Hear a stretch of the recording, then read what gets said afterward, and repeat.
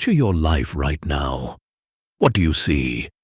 If all you see are failures, I want you to know something. That view can change. If you're staring at an endless wasteland, I'm here to show you how to spot the seeds of opportunity. The transformation begins in the most powerful place you can imagine, your mind. In this video, we'll explore 5 proven techniques that turn mental defeats into victories. Each one uses something remarkable you already possess, the incredible power of human thought. Through the wisdom of Stoic philosophy, you'll learn to reshape negative thoughts into an engine for growth. Keep watching until the end, because each technique will build on the last one to construct a bigger whole. By the time we're done, these 5 strategies won't just be concepts. They'll be tools you can use every day. You'll discover how to transform what you once saw as failure into fuel for becoming stronger, more resilient, and more powerful than ever before. Think of it this way. No matter how rough your life might be right now, it could be worse. You can move around and enjoy real freedom. But one of the most famous Stoic thinkers of all time, a man who personified Stoicism and who we still read today, didn't have the good fortune to have a life like ours. I can confidently say that every single person watching this is living a life with more freedom and opportunity than this Stoic did, because he was a slave. This slave's name was Epictetus, and he was born in the year 50 AD. He lived a hard life as a slave, as all slaves do. In fact, his leg was permanently damaged by his master. Yet, despite that, Epictetus became one of the most influential philosophers in human history. So this man, who had nothing, no freedom, no possessions, no right to even live on his own, discovered something profound. While his body was in chains, his mind remained free. He realized that true power isn't in controlling your circumstances, but in controlling your response to them. Epictetus's life did eventually become better, since he was released from slavery. After gaining his freedom, Epictetus didn't become bitter, even though he had every right to be. Instead, he built a school where he taught others how to find strength in adversity.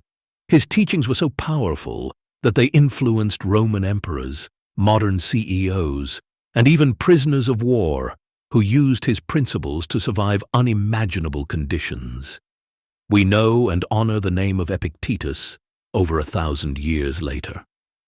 Think about where he started and where he ended, using only the power of his mind.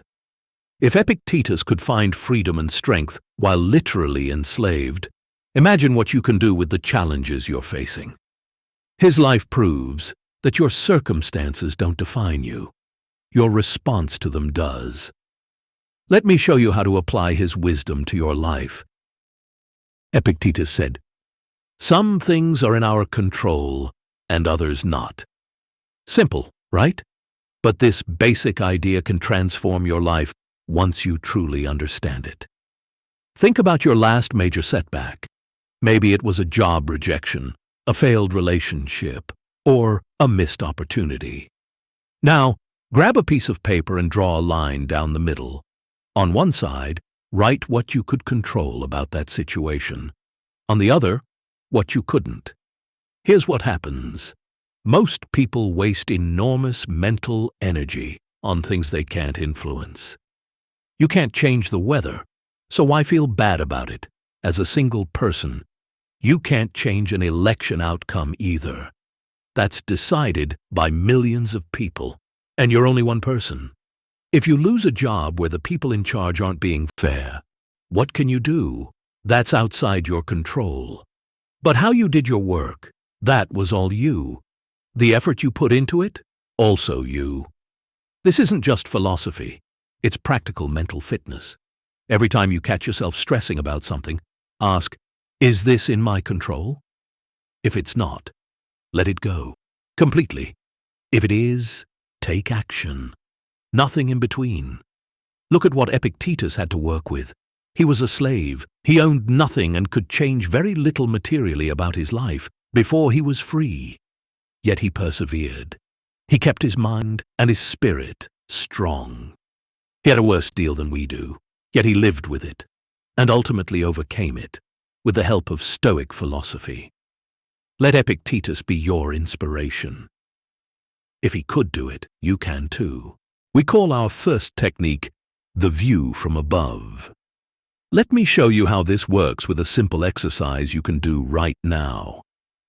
Think of something that's bothering you and work through it like this. Say you just lost a job opportunity you really wanted. Your mind may be racing with thoughts like, "I'm not good enough," or "I'll never succeed." This is where a thought process we call the control principle becomes your superpower. Take that situation and break it down. What could you control? Your presentation? That's on you. What couldn't you control? The other person. Their decision, by design, is outside your control. When you separate these elements, you stop carrying the weight of things you couldn't influence anyway. But here's the best part. Once you identify what you can control, you can develop an action plan.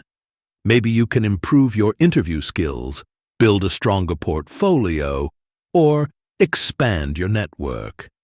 Suddenly, instead of feeling helpless, you're in the driver's seat. That's the kind of mental transition we want to make. Try this with any challenge you're facing. Draw the line separating what you can and can't control. And watch how your perspective shifts from feeling trapped to becoming empowered. Our second technique, self-dialogue, builds perfectly on what we just learned. Once you've identified what you can control, it's time to master the conversation happening in your own mind. Think about how you talk to yourself when things go wrong. Many of us become our own worst critics. "I'm such a failure. Nothing ever works out. I should just give up." Sound familiar? Here's a powerful shift. Instead of letting these thoughts run wild, imagine you're advising your best friend. You wouldn't tell your friend they're worthless after one setback. That's excessively negative, and you know it. You'd say something like, "Okay, what can we learn from this?" Or, "This was a tough loss, but if we recover from this, we can win." Try this right now. Take that situation you just analyzed from Technique 1. When those negative thoughts come up, pause and ask yourself, what would I tell someone I care about in this situation? Then, use that same compassionate, constructive voice with yourself. Marcus Aurelius, another great Stoic, wrote his famous meditations as letters to himself. He knew that self-dialogue isn't just talk. It's how we reshape our entire perspective on challenges. This brings us to our third powerful technique, finding strength through role models. The Stoics understood something crucial. We learn best through examples, not just ideas. Remember Epictetus? He became a role model for countless others, and still is one today. Think about someone you admire who stays calm under pressure. Maybe it's a parent who faced adversity with grace, a politician who leads with poise, or even a fictional character who embodies resilience. The key isn't to idolize them, but to understand their thought process. Here's how to make this practical. When you're facing a challenge, ask yourself, how would my role model handle this? Maybe they'd take a step back before reacting. Maybe they'd look for the opportunity within the setback. Maybe they'd simply accept what they can't change and focus on what they can. Let me give you a modern example. When Admiral James Stockdale was a prisoner of war in Vietnam, he used Stoic principles to survive 7 years in captivity. He didn't just endure, he led other prisoners and emerged stronger, eventually landing a spot as a vice presidential candidate who shared his story with millions. Choose your role model carefully. Look for people who demonstrate real resilience, not just success. Study how they think in addition to what they achieved. Then, the next time you're in a crisis, think about how they would have handled it. We all need help from time to time. So let the example they set help you. Now, we arrive at arguably the most powerful technique of all: reframing your so-called failures. Learn to see failure not as an end point, but as feedback. This isn't just positive thinking. It's a complete transformation in how you process setbacks. Think about Thomas Edison's famous response when asked about his thousands of failed attempts to create the light bulb. "I have not failed. I've just found 10,000 ways that won't work." This isn't just a clever quote. It's Stoicism in action. Edison saw each failure as a data point, not a defeat. And he was one of America's greatest entrepreneurs. This is a man who had completely mastered success. When the history of America and the history of progress is told, Edison is always included. So here's how to make this shift for yourself. Next time something goes wrong, pause before the negative thoughts kick in. Ask yourself 3 questions. What did this teach me? What skills can I develop from this? And how does this prepare me for future opportunities? Let's make this concrete. Say that you pitch an idea at work and it gets rejected. Instead of seeing it as proof you're not good enough, reframe it. You now know more about what your audience wants. You've gained presentation experience. You've built courage by putting yourself out there. Suddenly, that failure becomes a stepping stone. This is exactly what Epictetus meant when he said, "It's not what happens to you, but how you react to it that matters." Every setback is raw material for growth if you know how to use it. So start with this, with carefully examining the circumstances every time you used the word failure in your life. This mindset can become even more powerful if you learn to seek out challenging situations. If you search for opportunities where you once would have worried about failure. Most people arrange their lives to minimize the possibility of failure. They stick to what they know, take the safe route, and avoid putting themselves in situations where they might fall short. But every major breakthrough in history, every one, came from someone who was willing to fail repeatedly. The Wright brothers crashed countless times before achieving flight.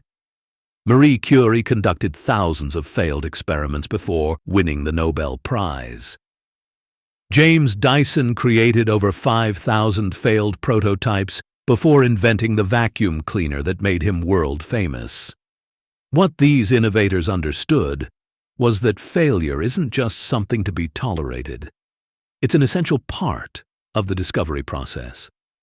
Remember that the goal isn't to fail less. It's to learn more from each failure. When you truly internalize this, you'll find yourself taking bigger risks, pursuing bolder goals, and achieving more success than everyone who played it safe.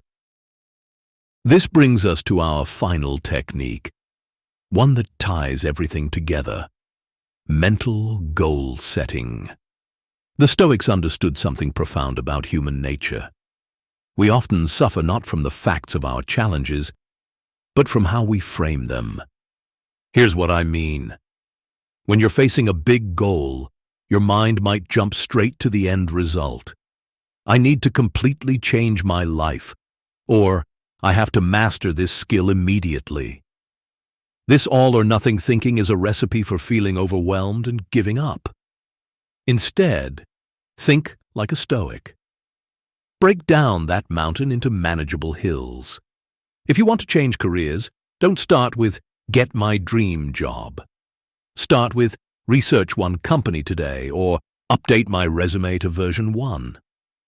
Remember, progress isn't about giant leaps. It's about consistent small steps. Try this approach. Take your big goal and break it into the smallest possible actions that you can't fail at, that you're sure you can do. For example, if you want to write a book, begin with the goal to write 1 paragraph. Everybody can write 4 lines. These micro goals might seem too easy, but that's exactly the point. Completing 100 micro goals, for example, adds up to one very big, real goal. If your goal is to become a legend, Epictetus did it. He went from slave to renowned philosopher through countless small choices and actions, made day after day. Your transformation can be achieved in the same way. As we approach the end here, let's put it all together. I'll show you how these 5 techniques work together through a real-world example. Meet Sarah, who just opened her dream coffee shop 6 months ago. After an exciting start, she's facing a serious challenge. Revenue is down 40% from her expectations, and she's wondering if she should close down. Let's walk through how Sarah can use each technique to make the right choice and then rebound. First, Sarah applies the control principle. She takes out her notebook and draws that line down the middle, on the can control side. Her shop's quality, her menu offerings, and the effort she puts into marketing. On the can't control side, rising coffee bean prices and an ongoing road construction by the storefront. Immediately, she stops wasting energy worrying about the construction and starts focusing on what she can improve. Now comes self-dialogue. Instead of telling herself, "I'm a failure," or "My dream is dead," Sarah speaks to herself as she would to her best friend. You're learning the hardest part of business ownership right now. Every successful cafe owner faces setbacks like this. For role models, Sarah researches local success stories. She reaches out to the owner of a nearby restaurant, who becomes a mentor, sharing how they overcame similar challenges. Then comes reframing. Instead of seeing the 40% revenue drop as proof of failure, Sarah reframes it as valuable market feedback. Low afternoon sales means she needs to innovate at that time of day. Customer complaints about limited seating gets her to order more seating. Each problem becomes a clue for improvement. Finally, Sarah uses goal setting to break down her turnaround plan. Instead of the overwhelming goal of save the business, she creates smaller, achievable targets. This week, survey 50 customers about their preferences. Next week, test 3 new menu items. End of month, redesign seating layout to add 6 more spots. This is the true power of these Stoic techniques. They don't just help you survive challenges. They show you how to use those challenges to become stronger than before. Whether you're starting a business, changing careers, or facing other life challenges, we hope these principles help you to find your way forward. Drop a comment below about your own journey with these techniques and with Stoicism in general. Your story might be exactly what another person needs to hear to start their own journey toward Stoic resilience. Remember, like Epictetus, you have the power to transform any circumstance into an opportunity for growth. Whether you're drawing that control line in your journal, practicing self-dialogue, or taking those small progressive steps forward, every moment is a chance to strengthen your inner fortress, to turn past failures into present strength. Finally, don't forget to subscribe and hit that notification bell for more videos about transforming life's challenges into fuel for growth. Until next time, keep building your resilience, one Stoic technique at a time.